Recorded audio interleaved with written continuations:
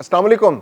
अमरीकी सदर Donald Trump पर यह हकीकत अब वाज़ेह हो चुकी है कि ईरान को सिर्फ हमलों के जरिए नहीं झुकाया जा सकता, इसके लिए डिप्लोमेसी करनी पड़ेगी, ईरान के मुतालबात मानने पड़ेंगे, मुज़ाकरात की मेज़ पर आना पड़ेगा। और अब एक बार फिर डोनाल्ड ट्रंप का पैनिक बटन दबा हुआ है, वो परेशान है, वो जंग ख़त्म करना चाह रहे हैं और वो ईरान से मुज़ाकरात कर रहे हैं। और अब ईरान को वो ये कह रहे हैं कि ईरान के पास एक और मौका है कि वो मुज़ाकरात को कामयाब कर ले, वो मुज़ाकरात की मेज़ पर आ जाए, वो जल्द अज जल्द मुआहदे पर दस्तखत कर दे, क्योंकि अगर वो मुआहदे पर दस्तखत कर देगा तो जंग रुक जाएगी। जंग रुक जाएगी तो ईरान में मजीद तबाही नहीं होगी, ईरान की मईशत के लिए बेहतर होगा, ईरान के मुस्तकबिल के लिए बेहतर होगा, ईरान का कल्चर बच जाएगा, ईरान की सकाफत बच जाएगी, ईरान का इंफ्रास्ट्रक्चर बच जाएगा, उसकी जो तेल की सनत है वो बच जाएगी। क्योंकि अगर ईरान ने अमेरिका के मुतालबात नहीं माने तो अमेरिका ईरान के अंदर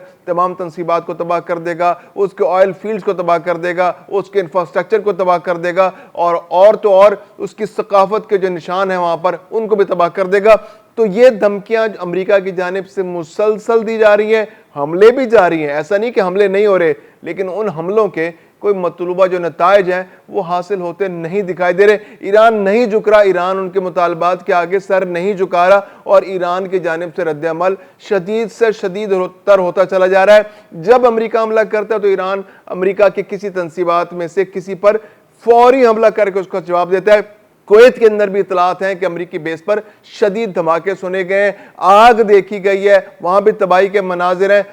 अमरीकी ज़राए हैं, जो मगरबी ज़राए हैं, उनसे मुकम्मल तौर पर इसकी तस्दीक नहीं हो सकी, लेकिन ऐनी शाहिदीन के मुताबिक जो रूसी मीडिया उसने भी इसको रिपोर्ट किया है और इसके अलावा और भी बहुत सारे मीडिया इदारों ने इसको रिपोर्ट किया है कि कुवैत के अंदर बड़े पैमाने पर जो अमरीकी बेस है वहाँ पर धमाके देखे गए। तो ये एक सिलसिला है हमलों का जो अमरीका की जानिब से ईरान पर किया जा रहा है और ईरान उनका जवाब दे रहा है उन ममालिक के अंदर जहाँ पर अमरीकी बेसिस मौजूद है और उन अमरीकी बेसिस को निशाना बनाया जा रहा है। एक खुशाइंद बात यह है कि जो हमले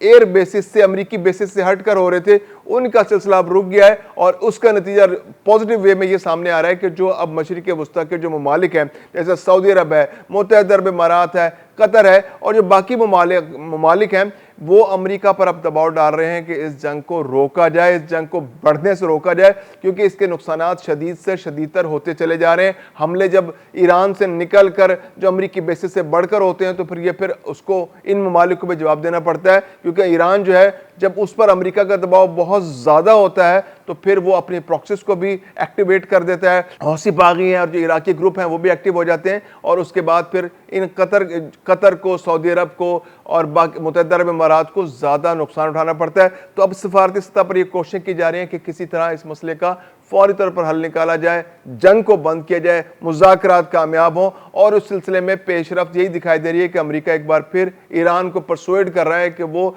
अमरीकी मुतालबात को मान ले और मुज़ाकरात की मेज़ पर आ जाए। पहले मरहले में ये जंग बंदी हो जाए और आबना हरमस को खोल दिया जाए। डोनाल्ड ट्रंप कहते हैं कि आबना हरमस को तो हर सूरत खोलना पड़ेगा और उनका दावा यह है कि कल तक आबना हरमस खुल जाएगा। और अगर ईरान ने अपना जो वहां पर पैसे वसूली का एक उसका निज़ाम है, जो वहां से गुजरने वाले जहाज़ों से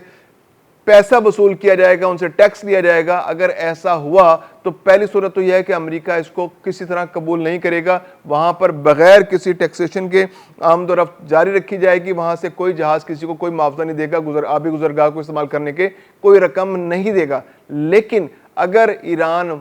मुस्तकिल तौर पर इसरार करता है और ऐसे हालात पैदा हो जाते हैं कि ईरान वहां पर टैक्स वसूली शुरू कर देता है तो फिर अमेरिका भी वहां से टैक्स वसूल करेगा। ये एक अजीब व गरीब सूरत हाल है, या तो आप टैक्स नहीं देंगे, अगर ईरान लेगा तो हम भी लेंगे। तो अमेरिका की जो मंतक है बहुत निराली है और यहाँ पर सूरत हाल अगर ईरान इसरार करता है कि वो टैक्स वसूली करेगा तो इस पूरे खत्ते के लिए एक नया खतरा पैदा हो जाएगा कि ईरान तो टैक्स लेगा ही और वहाँ से गुजरने वाले जहाज़ों को अमेरिका को भी टैक्स देना पड़ेगा, क्योंकि वो जहाज़ जो अमेरिका टैक्स वसूली करेगा वो इसलिए वसूली करेगा कि वो ईरान से इन जहाज़ों को फिर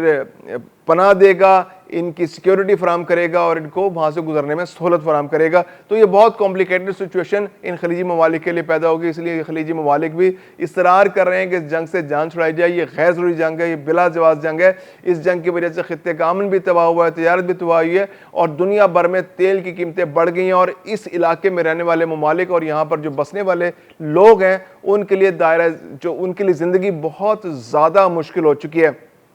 तो इस जंग को फौरी तौर पर रोका जाए। अब दूसरी जानिब ईरान ने भी बड़ा शदीद रद्द अमल दिया। उसने कहा जी कि अगर आप हमारे मामलात में मुदाखलत करेंगे, अगर आप आबना हरमस को की नाकाबंदी ख़त्म नहीं करेंगे, अगर आप आबना हरमस के अंदर अपने जंगी जहाज़ उतारेंगे तो कोई जहाज़ भी महफूज नहीं रहेगा। अगर ईरान पर दबाव डालकर अमेरिका नाकाबंदी जारी रखता है तो एक तो अमेरिका अपने वहाँ पर फौजी जंगी जहाज़ उतारेगा तो फौजी बहरी जंगी जहाज़ जो हैं वो तबाह हो जाएंगे, उनको तबाह कर दिया जाएगा। इसके अलावा कोई भी इत्तेहादी अगर अपने बहरी जंगी जहाज़ अमेरिका के साथ वहाँ पर उतारेगा तो उनको भी तबाह कर दिया जाएगा, उनके लिए कोई सूरत नहीं होगी। और फिर ये कि अमेरिका या और उसके जो इत्तेहादी हैं अगर वो ईरान की मर्ज़ी के बग़ैर वहाँ पर अगर अपने तजारती जहाज़ ईरान की मर्ज़ी के बग़ैर वहाँ से गुजारेंगे तो उनको भी गुजरने की इजाज़त नहीं दी जाएगी अगर नाकाबंदी इस तरह जारी रहती है। और इसके अलावा अगर अमेरिका को शौक़ है कि वो वहाँ पर अपनी ज़मीनी फ़ौज उतारना चाह रहा है तो वही शौक़ भी पूरा कर ले। उसके लिए ईरानी फ़ौजें तैयार बैठी हैं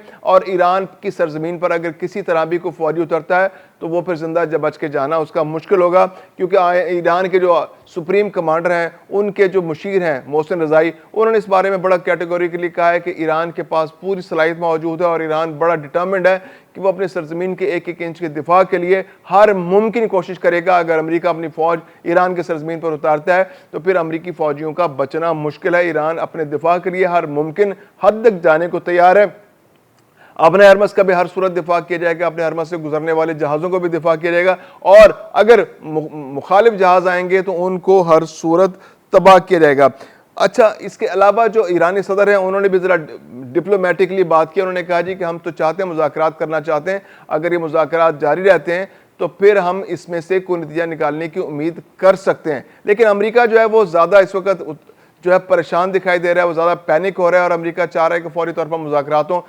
फौरी तौर पर अपना हरमस का मामला हल हो, अपना हरमस से जहाज़ों के आमदरफ्त को बहाल किया जाए, अमरीकी अखराजात जो हो रहे हैं, जो नाकाबंदी के लिए हो रहे हैं, उनको फौरी तौर पर ख़त्म किया जाए। और फिर इसके अलावा यह है कि अमरीका का कहना यह है कि अभी तो अपना हरमस पर बातचीत हो रही है, इसके बाद फिर अगले मरहले में फिर न्यूक्लियर जो यूरेनियम मौजूदगी है उस पर बात होगी और फिर उसके बाद जो न्यूक्लियर जो मिसाइल टेक्नोलॉजी है वो भी मुज़ाकरात की मेज़ पर उस मामले को लाया जाएगा। तो ईरान अमरीका मुज़ाकरात के हवाले से जो कोशिशें हैं वो जारी हैं। खलीजी ममालिक भी बहुत ज़्यादा इंटरेस्टेड हैं। पाकिस्तान ने भी इस वक्त अपना रोल प्ले करना शुरू कर दिया। सागडार ने अब्बास अराक्ची को दावत दी है कि वो पाकिस्तान में आएँ ताकि इस मामले को आगे बढ़ाया जाए। इराकी जो हुकूमत है और ईरानी हुकूमत के दरमियान भी राब्ता हुआ है, तो एक बहुत बड़े पैमाने पर डिप्लोमेटिक एफर्ट हो रही है कि इस जंग को किसी तरह ख़त्म किया जा सके।